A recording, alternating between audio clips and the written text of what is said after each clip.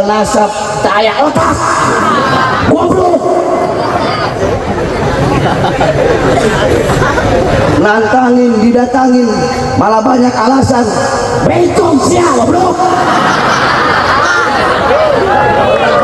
Naon sia? Aita Bali Smith siapa deh? Razia habaib Balawi. Razia aing razia li.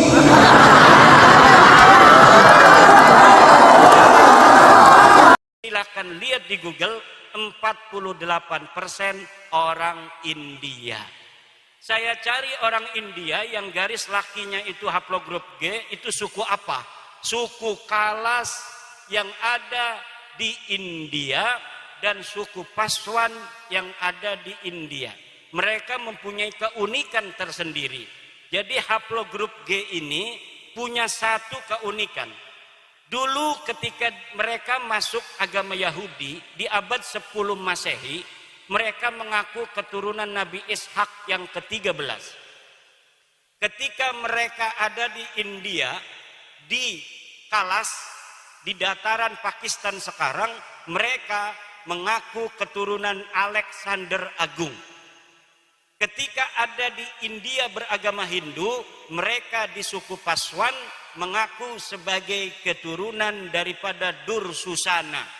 Ketika di Islam di Indonesia dan di Yaman, mereka mengaku sebagai keturunan baginda Nabi besar Muhammad sallallahu alaihi wasallam. Kayaknya haplogrup G ini kalau dia agama Kristen ngaku sebagai anaknya Yesus Kristus. Untung Nabi Isa enggak punya istri, enggak punya anak. Kalau Nabi Isa itu diriwayatkan punya anak, mereka banyak yang akan masuk Kristen mengaku sebagai keturunan Yesus Kristus. Sayangnya Yesus enggak punya anak. Di Indonesia mereka nyangkol-nyangkol juga kepada pahlawan-pahlawan Indonesia. Ada yang mengaku keturunan Hamengkubuwono. Ada yang mengaku sebagai keturunan Sunan Giri. Jalur lakinya kami dari Balawi, jalur perempuannya dari Sunan Gunung Jati. Ada yang ngaku ke Banten. Kebetulan saya ini salah satu nasabah di Banten sejak 2012. Jadi sudah agak hafal seluruh keturunan-keturunan Sultan Banten dan di mana adanya komunitas keturunan Sultan Banten. Ada seorang Balawi ngaku keturunan Sultan Banten dari ibunya katanya. Dari siapa? Dari Pangeran Mesir bin Sultan Ageng Tirtayasa. Saya langsung hubungi keturunan Sultan Mesir yang ada di Pontang, dekat dengan Kresek, masuk Kabupaten Serang. Betul nggak ada susunan nasab seperti ini yang dari keluarga Pangeran Mesir? Ini bohong Kiai, ini palsu. Palsu. Mereka mengaku keturunan Jogja dari Hamengkubuwono II. Saya teliti, saya konfirmasi kepada peneliti nasab di Jogja, palsu. Ngaku Sunan Giri, palsu. Ngaku apa saja? Ngaku kiai, ngaku ulama. Masa ulama nggak suruh baca kitab dari kiri ke kanan? Selama ini yang dibicarakan berarti bukan berdasarkan ilmu, berdasarkan hafalan anak-anak mau tampil pidato itu. Mau tampil pidato dia hafalin gitu. Tapi ndak mondok, sehingga dia nggak paham. Ilmu itu bukan apa yang dihafal, tapi apa yang dipahami di dalam sukma. Sehingga menjadi kebijaksanaan untuk menentukan sebuah hukum Allah Subhanahu wa ta'ala berdasarkan Al-Quran Al-Hadis, kemudian dialaqahkan dengan wakil kejadian yang menyertainya. Itu namanya alim, namanya kiai itu. Kiai-kiai kita itu kenapa? Kiai kita itu pada tawadhu? Karena ilmunya itu rasihun fi qulubihim.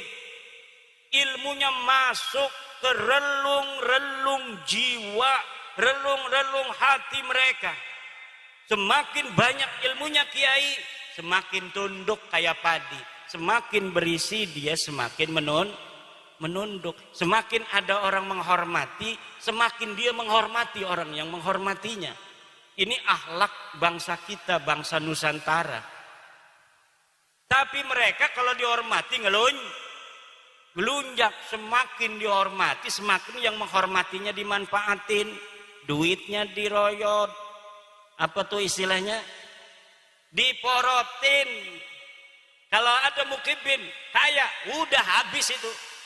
Punya mobil Alphard diminta, kalau enggak kualat ente. Orang mengkritik mereka, kata Novel Anidrus, orang yang berani mengkritik Habib itu adalah dajjal. Tidak ada itu dalam ajaran. Orang yang mengkritik Rasulullah aja, Rasulullah nggak pernah bilang yang mengkritik beliau itu dajjal. Sahabat beberapa kesempatan diriwayatkan pula itu bermusyawarah dengan Rasul, bertanya, wahai Rasul, apakah pendapatmu ini berdasarkan wahyu, apakah berdasar pendapatmu sendiri? Kalau berdasarkan wahyu, kita harus ikuti. Kalau berdasarkan pendapatmu, bolehkah kami memberikan masukan apa yang seharusnya kita lakukan dalam perang ini? Itu aja Rasulullah. Apalagi manusia biasa. Manusia biasa itu Bapak Ibu, kalamuhu yuraddu wa yuqbalu qauluhu illa sahiba hadal qabri. Kalimatnya, kata-katanya, pendapatnya itu boleh diterima, boleh ditolak, illa sahiba hadal qabri, kecuali baginda Nabi besar Muhammad. Lalu ajaran yang mengatakan orang mengkritik Habib itu adalah dajjal dari mana? Kalau bukan dari ajaran Islam.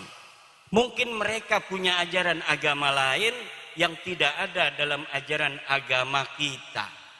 Dalam agama kita, inna akramakum indallahi atqakum. Seluruh manusia itu sama. Sesungguhnya orang yang paling mulia di antara kalian adalah orang yang paling bertakwa. Kata mereka yang paling mulia adalah kabaib. Walaupun tidak ibadah, walaupun tidak sholat, walaupun tidak alim, mereka tetap mulia. Karena kemuliaan mereka adalah zat. Sedangkan orang alim, kiai, polisi, presiden, itu sifat kemuliaannya. Kalau dia sudah tidak jadi presiden, dia tidak mulia lagi. Kalau kiai gila, katanya tidak mulia lagi. Tapi kalau kabaib, dia gila, tetap dia mulia. Kenapa? Karena di dalam dirinya ada darah Rasulullah. Dulu tuh nggak laku lagi, Beb. Jangan ngomong-ngomong gitu lagi. Nanti diketawain orang Banjarnegara. Nanti diketawain orang Purbalingga. Nanti diketawain anak-anak Nusantara. Anak Nusantara hari ini sudah tahu ente bukan turunan Nabi. Kalau ente ngomong dengan ilmu kita terima. Tapi kalau ente ngomong lagi dengan doktrin-doktrin, tidak ada lagi tempat bagimu. Karena bangsa Indonesia hari ini sudah cerdas, sudah cerdas, sudah mempunyai pencerahan.